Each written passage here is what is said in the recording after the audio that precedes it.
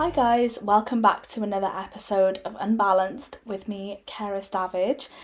Aren't we all enjoying the sun? Is it not just the most amazing thing? I'm so loving the lighter evenings. I'm loving the fact that it's just so warm. Touch wood, it'll stay. The UK hasn't had a spring like this since probably lockdown. And that was, 5 years ago. So I'm so excited and I really hope this stays now. I really hope it's not one of those cases where we have a really nice spring and then when summer actually comes around, it's really miserable. I've probably jinxed it now, but let's just keep our fingers crossed for a lovely summer as well, because this is just so nice and it's just crazy how much it affects my mood.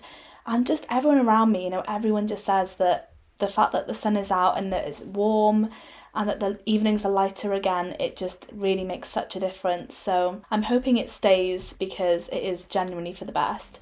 And I don't know about you guys, but maybe it's because it's summer and, people are out on the streets more, but I'm seeing a lot more disabled people. And I don't know if it's one of those things where, people say if you're pregnant, you notice pregnant women more because you're pregnant.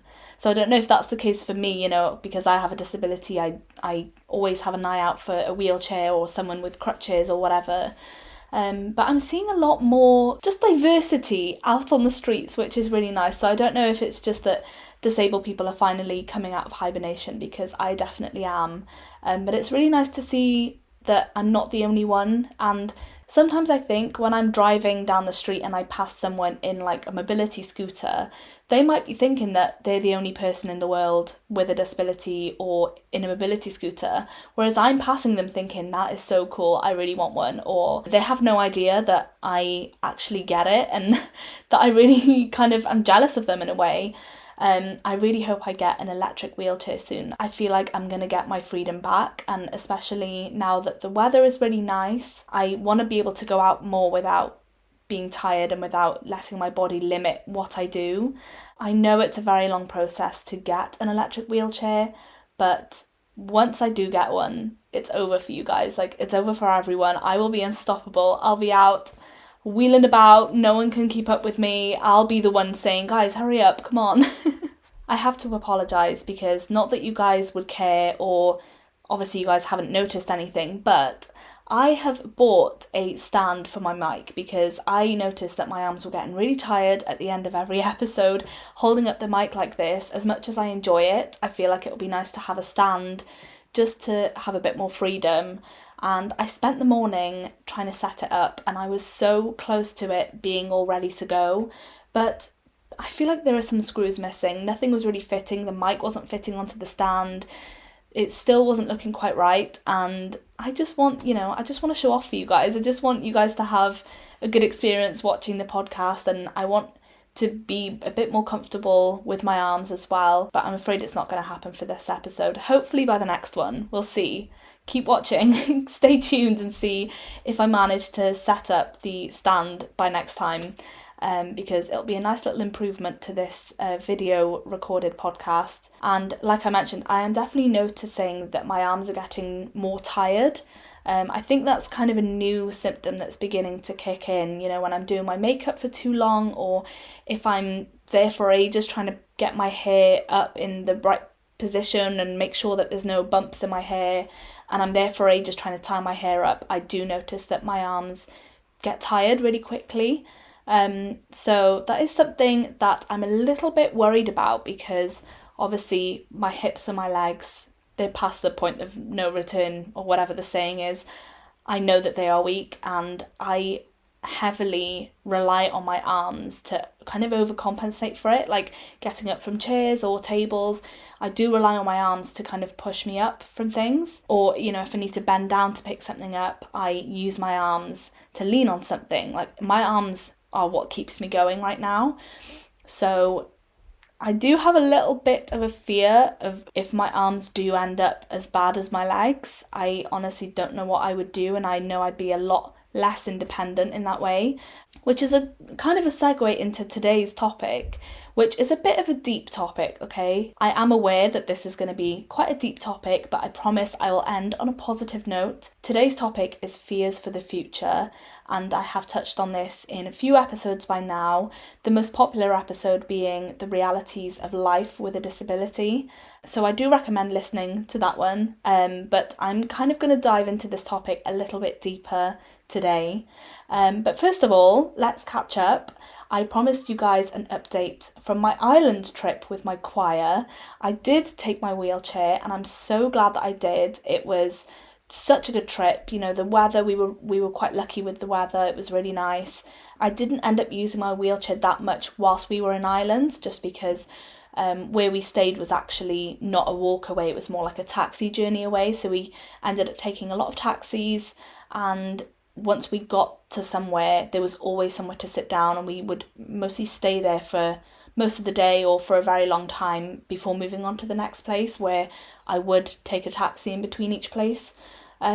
So I didn't really use it whilst we were there, but it came in very handy when navigating airports. And I know that there's a lot of worry when it comes to using mobility aids in airports, especially, you know, putting wheelchairs in the hold. I know that there are lots of scary experiences out there, but I've been very fortunate so far. Again, touch wood. I'm really lucky in that way, but I'm also very lucky that my choir are kind of like a family to me now. You know, everyone is willing to help. I had a friend that pushed me in and around the airport. Obviously both of us had suitcases, so sometimes I'd have to like sit on the wheelchair and roll the suitcase while she was pushing me. Other times people helped carry both our suitcases and extra bags.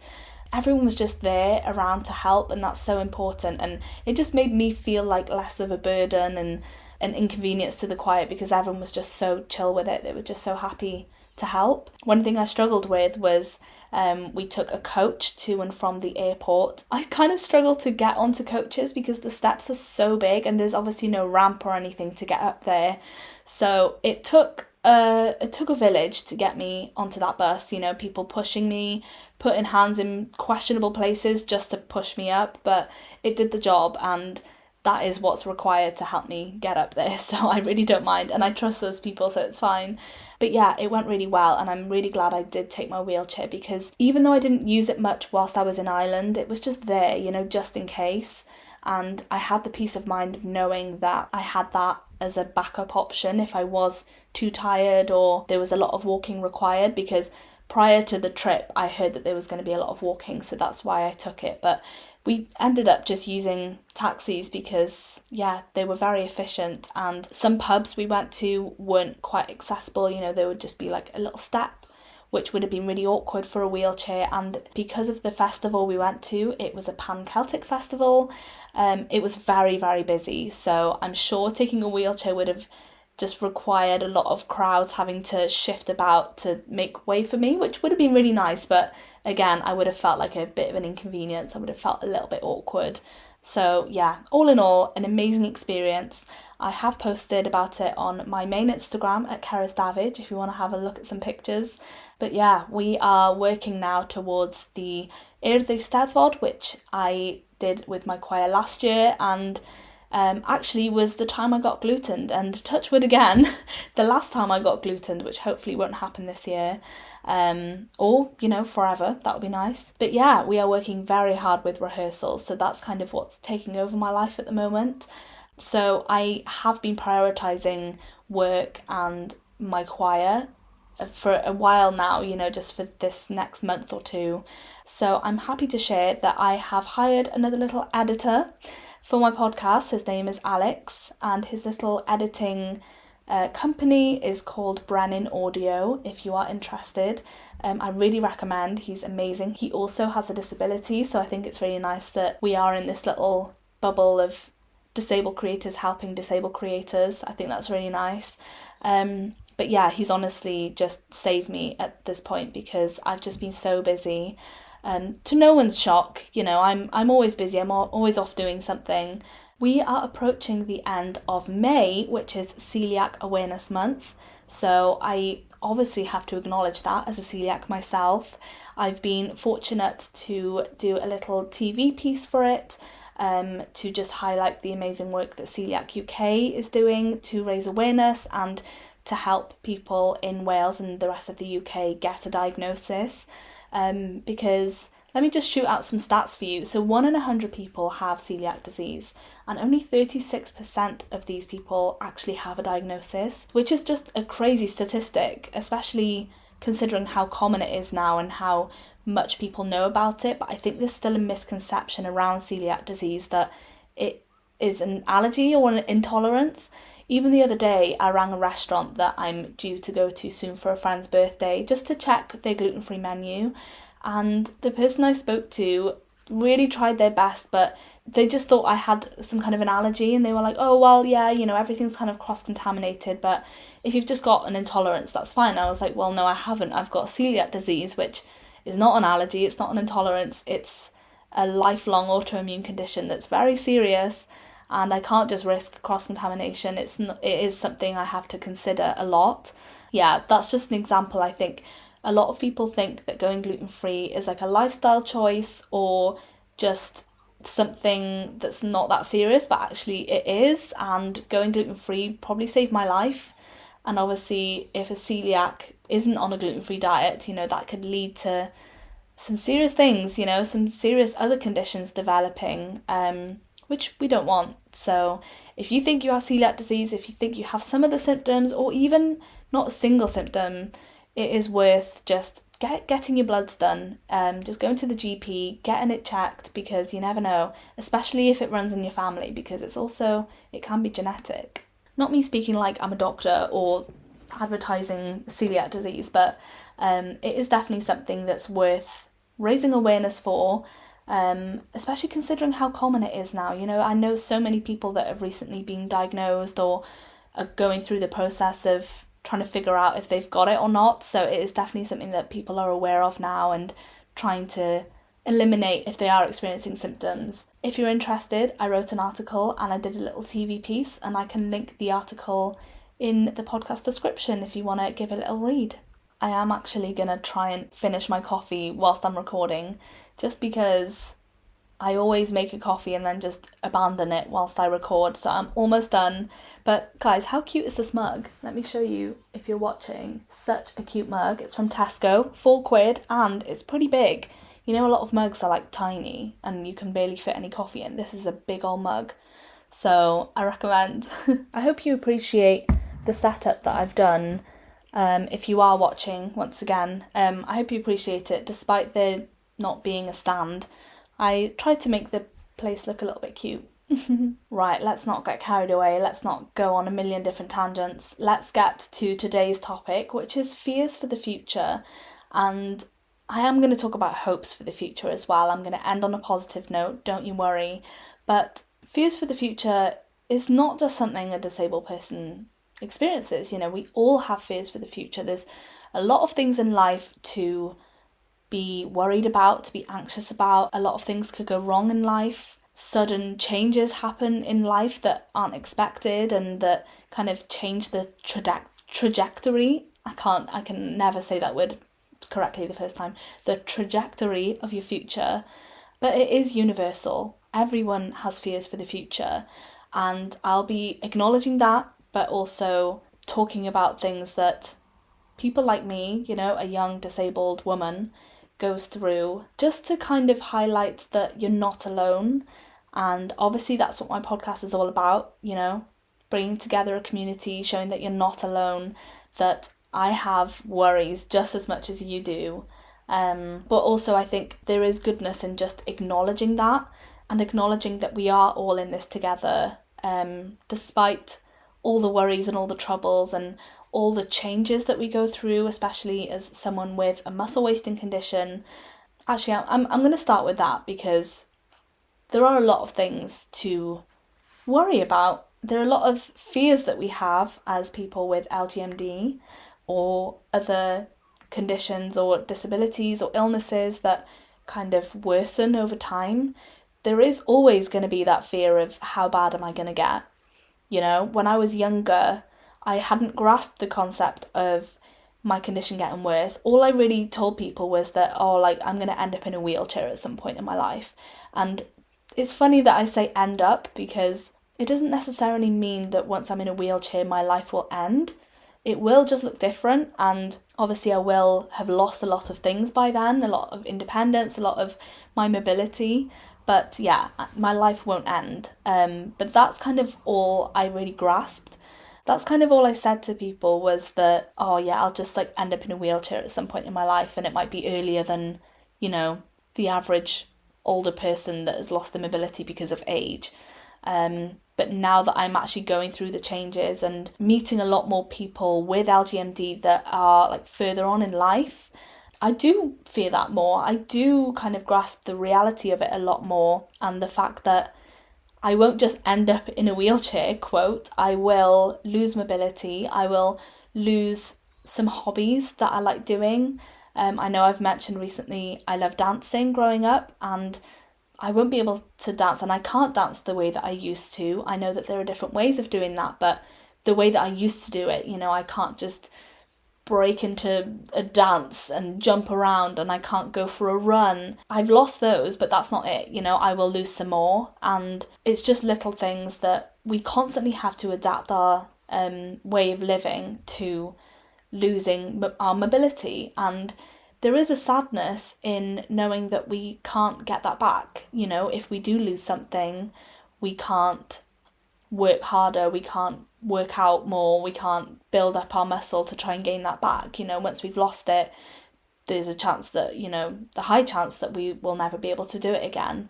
So that's kind of depressing if we deep it. Also, I think it's important to remember that everyone has good days and bad days, and sometimes on the bad days, if I'm really struggling with a task that I usually do fine, if I'm tying my hair up, and as soon as I start tying my hair up, my arms get really tired and I get really frustrated and I can't finish the task because my arms are just so exhausted. That would be a bad day. Or if I'm having a day where I'm falling maybe once or twice and I feel really wobbly and I can barely walk and I just have to sit on the sofa, it's easy to think in that moment or during that bad day, oh, this is it, like this is what every day for the rest of my life is going to look like. But that is not the case, and I'm sorry if I have said this before in many different episodes, but it is important to highlight that your bad day doesn't represent the rest of your life, and your mobility will fluctuate depending on the activities you do or how much you've exercised beforehand, or if you haven't exercised for a while, you will lose mobility. And it's a constant stress thing in the back of my mind that I always have to keep active, but not too active because that'll push myself and make me worse. But if someone with LGMD doesn't exercise, they will lose their muscle mass quicker. And I've seen the result of that. I've seen it on other people. I've seen the result of it kind of on myself. During lockdown, I couldn't really do much. And looking back, I kind of beat myself up for it because I know I should have done more. I should have walked laps around the garden. I should have done more exercises in the house instead of just kind of sit around and just do my university coursework the whole time. I should have done more in the house, but that's easy to look back on and think that, because you don't know when you'll lose mobility. You don't know what kind of situations will have a knock-on effect on you. I am worried about my body changing, not only strength-wise and losing muscle in my arms. Like I said, I use them to kind of overcompensate for the weakness in my hips and my legs, but LGMD does affect my shoulders and my arms, so I am going to lose that, and that is a really difficult thing for me to adjust to. And I know on my bad days I will have breakdowns over it because I just get so frustrated, because in my mind I can do it. I used to be able to do it, so I know how to do it, I can do it fine. But no, sometimes your body doesn't let you, and that is a frustrating thing with LGMD. But again, something we have to come to terms with. I think it's better to come to terms with it than try and be in denial, because being in denial will just make you more frustrated, not only with yourself, but it will affect your environment. If you're living with people, it's better to lean on them for support rather than trying to do things yourself and they're watching you struggle and you're really trying but you just can't do it, but you're determined, you're stubborn like I am. That will have a knock-on effect on your environment. You might accidentally break something if you lean on something unstable to try and get up, but then that thing ends up breaking, or if that person offers to help you and you say no because you want to do it yourself, but actually you end up hurting yourself, I think it is okay to lean into your environment a bit more, to lean into the people in your life, the people that you're with at the time if you are struggling, and if you are fortunate enough to have a support system around you. Otherwise, you're just going to struggle and you're going to regret it. I'm definitely guilty of this. If I go somewhere with friends or family and they know me well enough to know what kind of seat is the best for me, and they save me a seat and they go, Cerys, why don't you sit here? I have in the past been like, oh no, I'm fine, I'll sit anywhere, I'm fine, and then I sit somewhere else and then I realise I should have sat in that chair, not this one, because I will struggle getting up from this one, but I would have been fine in that chair. So just things like that. Just don't say no. Just accept the help, because people are just trying to help you. Or like if I've been in a meeting in work and someone offers me their chair and I'm like, oh no, it's fine, I'll stand, and then the meeting ends up going on for ages, and then I'm like, oh, I really should have just taken that opportunity, but now it's too late. I can't just be like, hey, so about that, can I take the chair actually? I've changed my mind. Like that'll make it more awkward. So sometimes it's okay to just accept it, because that will help you in the long run. You don't want to try and force yourself to keep as much mobility and as much strength as you can, because it will end up going anyway. So just don't be in denial about it. As hard as it is, it's a really, really hard pill to swallow, and I completely understand. I'm still not completely there. I'm talking as if I've got this all figured out, but absolutely not. We are all in the same boat, and we're all struggling to come to terms with it and to find our own way around this condition. It's not just about losing the strength, but also the muscle mass. There's a chance that my body will change, the way it looks. And my last solo episode was about body image, and it's going to be difficult to watch my body kind of waste away in that way, and that sounds so horrible as well, and I'm sure it's quite sad for my loved ones to hear that as well, because the last thing you want is to watch someone you love waste away. But that might happen. My body will deteriorate, my muscles might shrink, and I might end up having really skinny limbs, for example.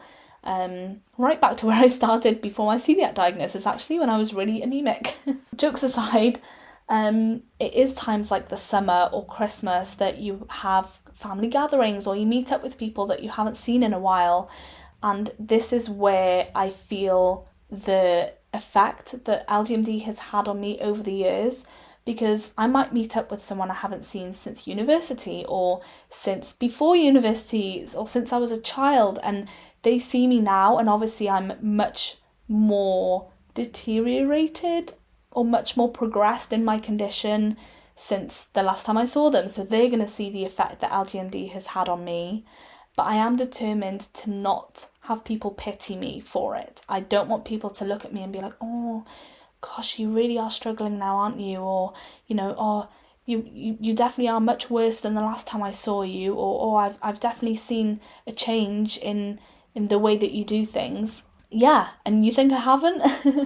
I don't recommend saying that to me or other people, because we are well aware of that change. So I think something I'm trying to prove is my resilience and my determination to still have a normal life, live a good life, but it'll just look different. And other people can easily see someone struggling or living or just being a little bit different to them, and assuming that they're not living as good a life as they used to before their condition started to have an effect. But actually, I'm still living a good life. I've still got good people in my life. I've still got a lot of things to be grateful. But yeah, I'm just doing things a little bit differently. Sorry, I have gone on a bit of a ramble there. I hope you've been able to bear with me. But let's get into more things that we fear for the future.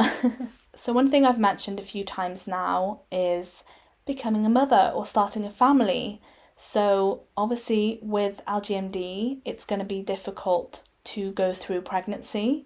More difficult than someone without a disability. I have heard some statistics, I don't know, if they've changed or how accurate they are, but I've heard some things that being pregnant can age you a lot quicker if you've got LGMD, or if you've got kind of muscle wasting or deteriorating condition, that it can age you a lot quicker. But then I've been very fortunate to speak to mothers who have LGMD and have children, and they say, as hard as it is, it's important to have a support system around you, and that once you do have the baby, having a baby keeps you active. You have to do a lot of things for the baby, or once the baby turns into a toddler, you have to take them out a lot, and that sounds like taking a dog out, like, that's not what I mean, but just you have to be very active with them, and it's kind of like you have to keep up with them in a way. And I know that having a pregnancy and being in labour and maybe not being able to push because I don't have the strength, or actually having the baby and living with a family that I have to raise will look different for me, and there's so many things to fear. But I think this is where community comes in handy. This is where finding your own little ways of doing things will come in handy. Again, not speaking from experience. If that does happen, I'll keep you posted. I'll take you along for the ride. But I know that I have people in my life that will be able to help me, and I'm not saying it'll be easy. There are a lot of things I fear, like, if the baby's on the floor, I won't be able to pick the baby up. There's just so many things that I'd have to adapt, things I haven't even thought of right now that I'll have to adapt. And who knows how much further into the progression I will be at that point. And as a woman, all women have a body clock in a way. We can't wait around forever. But also, as someone with an extra thing on top of that, I have a muscle wasting condition. I also feel pressure from that as well, knowing that right now is the strongest I'll be for the rest of my life, and then tomorrow I might be worse, or I don't know, it doesn't progress that quickly, but like maybe this time next year I'll have a new set of challenges that I might not be experiencing right now. So it is a case of just having that, it's always at the back of my mind, and I don't want to rush my life because of it. I don't want to feel pressure to start shooting out loads of kids before it's, quote, too late, because it might not be too late. I met a woman with LGMD who gave birth to her child at the age of 34, and that's normal, And she said she had her struggles, but it was completely worth it. She has a lovely child now who's like grown up or something, and she did give me some tips, and I am excited to go to the LGMD conference and to meet more LGMD women, because I know that I'll have a mixed review. But the most important thing is everyone's experience is different. So if someone does have a negative experience or a positive experience, it doesn't necessarily mean you'll have the exact same experience as them, even though you've got the same thing. So I think what I'm going to do, guys, I'm going to tell you my plan. I'm going to try out pregnancy. Not yet, don't worry, not anytime soon, but when the time comes, I'll kind of assess how that went, and then if I do want a second child, at least I'll kind of have an idea of how much I worsened, or how much it helped me, or I don't know, how it affects me all through that journey. And then, there are other ways of having kids, and I'm not saying that that's the only option, so I might have to reassess, we'll see. Or maybe if I'm in a couple of years, I'm not saying I want to have kids in a couple of years, but if I do, and I decide that I don't want to do it a specific way, I have medical professionals in my life that will be able to help me. I have people in my life to give me advice. So something that does give me hope is knowing that there are medical professionals now who are getting to know LGMD a bit more, especially more than I used to when I was first diagnosed at 7 years old, back in 2008.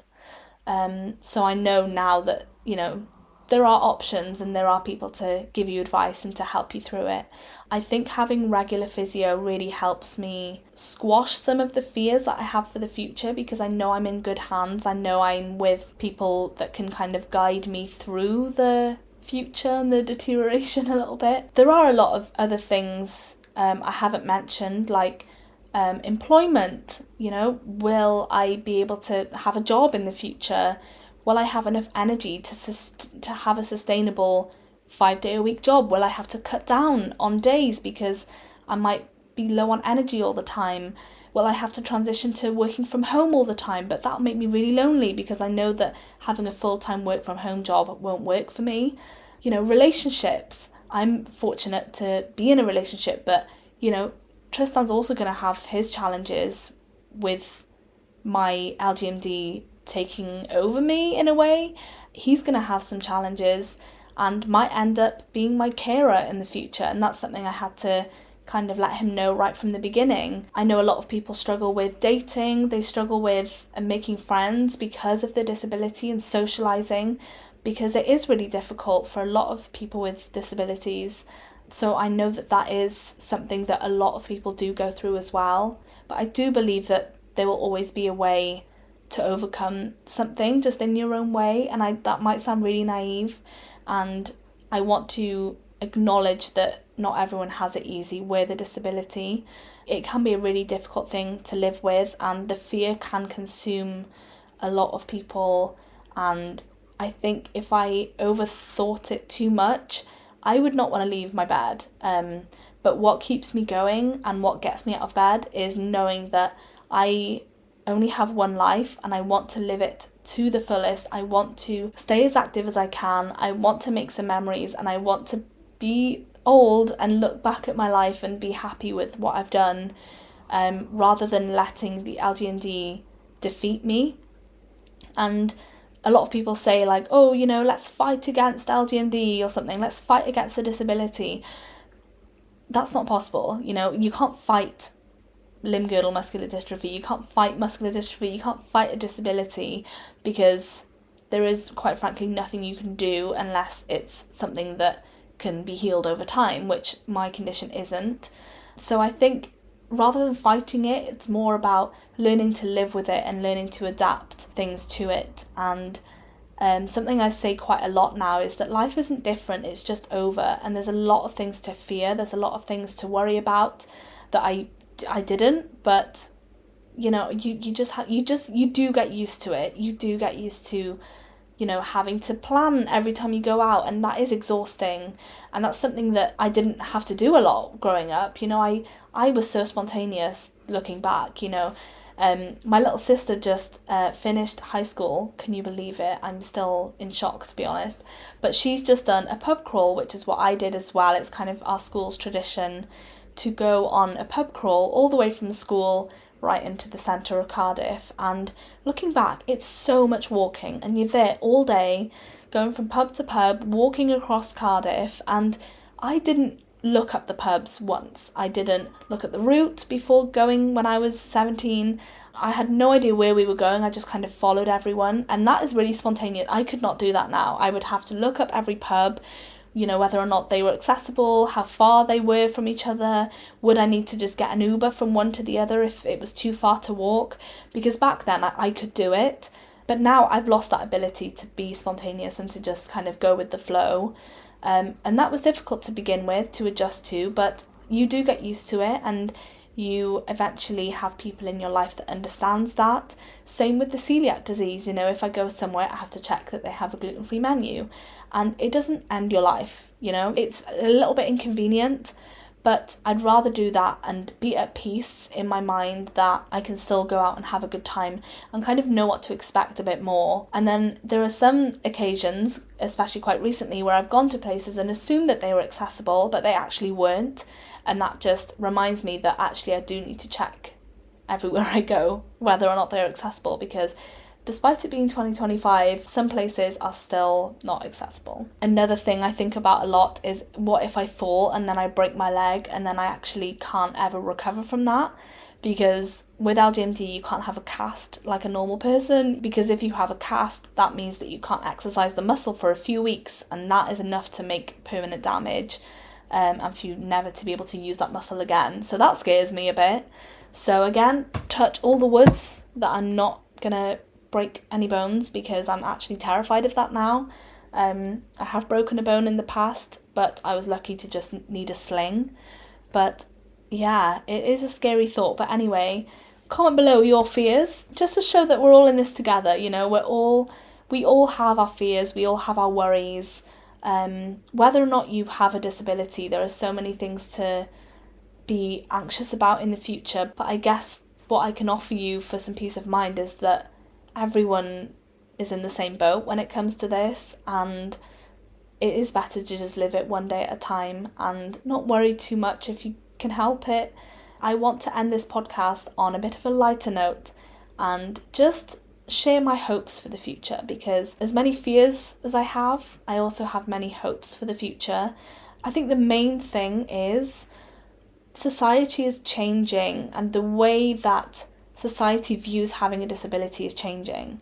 Because growing up, when I was younger, and the society around me at that time a few years ago, we viewed having a disability as a tragic thing. Even now, people would say, oh, what's wrong? What happened? And I would just say, nothing's happened, I'm fine. It's not something to, it's not a tragic thing every time. Of course, if someone has an accident, it can be tragic, but becoming disabled is not a tragic thing. It's not something to pity. It's not limiting. I think society is slowly changing its view on disabilities, and I think what's really helping that is disabled people raising their voices and showing their lives. Even recently, I posted a TikTok that did kind of well, I guess, and a lot of new people were drawn to my page, and my followers doubled just through that video. And all the comments were stuff like, wow, this is so great to see someone in a wheelchair. It actually makes me want to show my wheelchair online. And, that just makes my heart so happy, because we don't want people to think that being in a wheelchair or having a disability or relying on mobility aids is a tragic thing. And as sad as it can be and as frustrating it is, trust me, I have my bad days. It's not life limiting, it's not life ending. There's still so much goodness in life. I can still be independent to some sense. Maybe not when it comes to setting up my mic stand. I'm an independent woman some days. Other days I'm definitely not. But yeah, I think the narrative that having a disability can be limiting or tragic is being challenged, which is great. Disabled futures can be powerful, they can be rich, they can be fulfilling, and that's something I want to end this podcast on, because we all have our fears, but there is so much to be hopeful for. For me as well, as someone with LGMD, I know there's a lot of research going on for a cure and treatment for LGMD, and that might not happen in my lifetime, but it's just nice to have that hope that there can be some kind of a treatment for it. There can be some kind of cure, I guess, maybe some point in the future. But yeah, there is so much to look forward to in life, and the thing that's really helped me through it is the community. Knowing that there's other people going through the same thing as me, also living amazing lives and graduating from college or getting their dream jobs or starting a family that they've always wanted. And it's nice to see people doing it in their own different ways with different disabilities, challenging the stereotypes surrounding these topics and doing it their own way. Seeing that gives me hope that I can do things as well. I can do those things, but just in my own way. So I hope that you guys enjoyed this episode. I hope you've been able to take something away or feel slightly enlightened by this episode. You're not alone. I just want to say that you are not alone. And please feel free to reach out. My Instagram is @UnbalancedPodcast, and my TikTok is apparently growing. It's called @Cerys Davage. I would love to know your thoughts on this episode. I would love to have some feedback. If you have any topics that you want me to discuss, please let me know. I'm really open to just chatting about anything in life. And I want to thank you as well for voting for me for the National Diversity Awards. That really means a lot. And all the comments that have come alongside the votes have really made me emotional, and just so grateful for someone who likes to listen to my podcast. Even if it's just one person, I'm just so grateful for this community, and I promise the next episode will be a lot lighter and it'll be a lot more fun. But I think these topics are still important. It's important to highlight the highs and the lows. So if you did enjoy this episode, don't forget to like it if you watched it on YouTube, or to rate the podcast 5 stars if you're listening on your favourite podcast platform. Don't forget to follow Unbalanced and press the little bell button next to the follow button so that you're notified when my next episode comes out, because as you guys know by now, I like to drop some random bonus episodes every now and again in the off week, just because I love treating my fans. I love treating you guys, and I just can't wait. Sometimes I just want to put out an episode for you guys to watch and to listen to. But yeah, I guess this is it. Thanks to Cure LGMD2I for sponsoring this podcast. For now, I'm going to go out and enjoy the sun, and I hope you do as well. I'll see you guys soon. Bye!